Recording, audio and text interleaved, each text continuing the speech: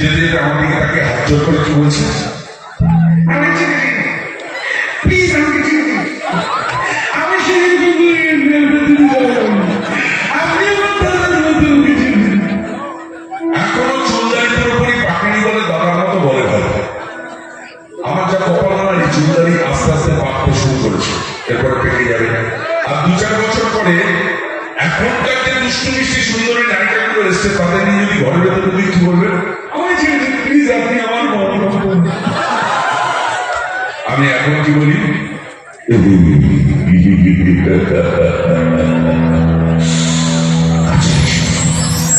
কাছে এসে সুন্দরী, তোমায় একটু ছুঁয়ে দেখি। আরে দাদা তো আমার ডাক না হয়।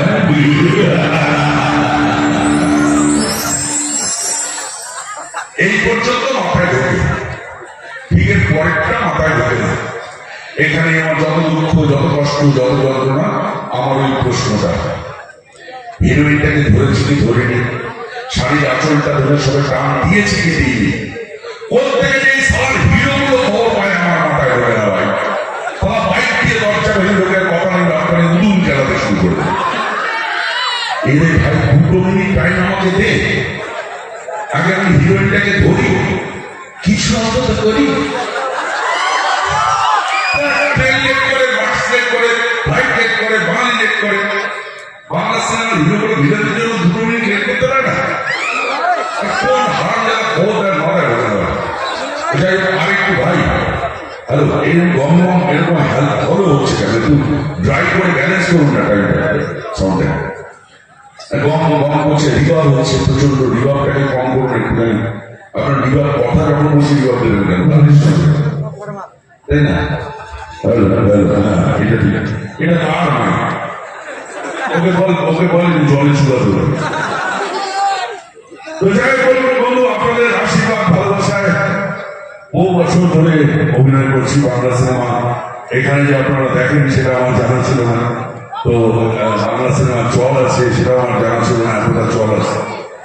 তো বহু বছর, প্রায় 300-এর উপর সিনেমা হয়ে গেছে। সিনেমা যখন অভিনয় করি তখন আমাদের একটা ডায়লগ দেওয়া হয়, আমাদের বলা হয় এটা বলো, ওটা বলো, এটা করো, ওটা করো। হিরো থাকে, হিরোইন থাকে, ডায়লগ থাকে, রিহার্সাল হয়, ক্যামেরা থাকে, অভিনয় করি। কিন্তু মঞ্চে যখন আসি, বিশ্বাস করে আমাকে নিয়ে এসছে এখানে শরীফ, ফারাদ, আরো সবার নাম আমি ভুলে গেছি, আমার মনে নেই। অনেকে মিলে আমাকে বললেন দাদা যেতে হবে, এলাম, এখানে ঢুকলাম।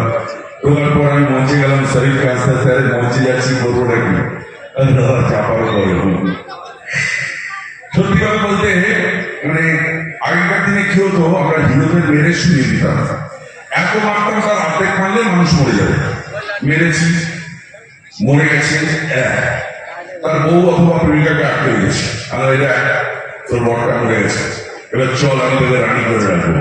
ওইদিকে তাকে বলতে ও তুমি উঠো, আমাকে বাঁচাও, এই দেখো শয়তানটা আমাকে ধরে নিয়ে যায় বলছে, তুমি আমার মাথায় যে সিঁদুর দিয়েছো তার দিব্যি, ওঠো আমাকে বাঁচাও, ওঠো আমাকে।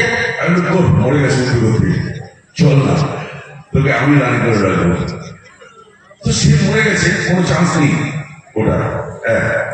হঠাৎ প্রত্যেকে শক্তি পেতে যেন টান চোখ খুলল, উঠে উদুম গেল। এখনকার হিরোরা, বিশেষ করে দেব আর জিৎ, দুটো হারাম যারা, একটা মার খায় না। বিশ্বাস করুন, মারামারি শুরু হয়ে দেখবেন এরকম বলা ফলা তুলে, ভাই আমি একটা মারবো না, বলে না তুমি শুধু মার খাও। এই কি রে ভাই, শুধু মার খাবো, মানে আমি যেই মারতে শুধু তোর একা গায়ে জোর আছে, এমনি ডায়লগ করবো তার অধিকার নেই ভাই। আমি যদি কোনো হিরোকে কোনো ভারী ডায়লগ করে দিই, হিরো বলবে ভিলেন তো ভারী ডায়লগ বলছে কেন, এদিকে স্ক্রিপ্টটা নিয়ে যে লিখেছে তাকে ডাকবে, যে ডিরেক্টর তাকে ডাকবে। আমার ডায়লগটা পড়বে, পড়ে আমার ডায়লগটা বলার পরে এমন একটা ডায়লগ বলবে যে আমার ডায়লগটা কেড়িয়ে শুরু করবে। একটা উদাহরণ দিচ্ছি, সুপারহিট সিনেমা, আশা করি এখানে সবাই দেখেছেন, বহুবার দেখানো হয়েছে। হিরো বম্বের দামি হিরো, সাংঘাতিক সুপারহিট, তার ডায়লগ সুপারহিট, সব সুপারহিট। তো সেই সিনেমায় আমাদের দলের দুজনকে মেরে দেওয়া হচ্ছে, আমার উপরে দায়িত্ব করেছে বর্ধমান। আমি অনেকগুলো মুষ্টান্না নিয়ে মারতে মারতে গেছে হঠাৎ কি হিরো সাদা প্যান্ট সাদা করে দাঁড়িয়েছে। আমি সামনে গিয়ে দাঁড়ালাম, আমার ডায়লগ ভারী ডায়লগ বিরক্ত করেছি, কি চিনিস আমাদের রতন বসা বুধে রেখে দেবো সালা, আমাদের দলের 2 জনকে মেরেছে, আমরা ওদের 20 জনকে মারবো সালা, তবে বদলানো হবে। তুই 7 দিনের মধ্যে 7 দিন পর পড়ে যাবি ফোন এখান থেকে, চ্যাম্পিয়ন জানিয়ে দেবো সালা ফট। শুনলো হিরো ভারী ডায়লগ। এরপর এমন একটা ডায়লগ বলছে যে আমার এই ডায়লগটা কেড়ে এসে পড়বে। কি বলছে হিরো?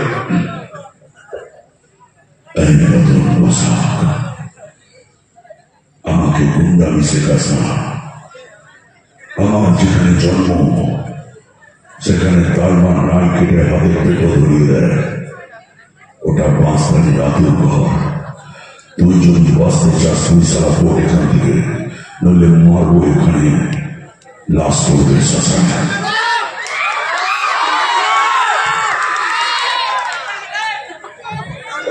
এটা বললে কেন? ওই আমার ডায়লগে বললেন যে মিঠুনের ডায়লগ বলেছে,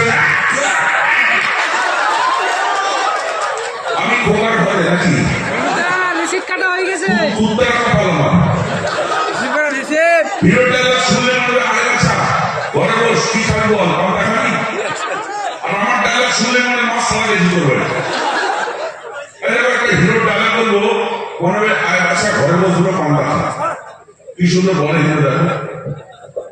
রিসিট কাটা হয়ে গেছে বাবা ডায়লগটা। সুভাষ বউ হারালে বউ পাওয়া যায়, মা হারালে মা পাওয়া যায় না। আচ্ছা আমি না এই যে বউ হারালে বউ পাওয়া যায়, মা হারালে মা পাওয়া যায় না, আমি এটা মানে বুঝি না। সত্যি কথা বলতে আমার একদম সত্যি ঘটনা বলছি।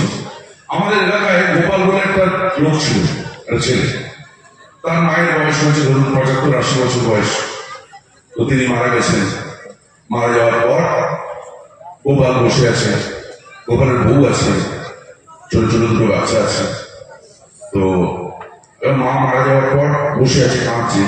তো এলাকার যত মায়ের বন্ধু বান্ধবী যারা আছেন আর কি, কাকিমা, জেঠিমা, মাসিমা, পিসিমা, সবাই এসে বলছে, বাবা গোপাল তুমি চিন্তা করো না বাবা, তোমার একটা মা চলে গেছে, কি হয়েছে, আমরা 100টা মা আছি, তোমার যখন যা খেতে ইচ্ছে করবে বলবে, একটা খাবো তোমার।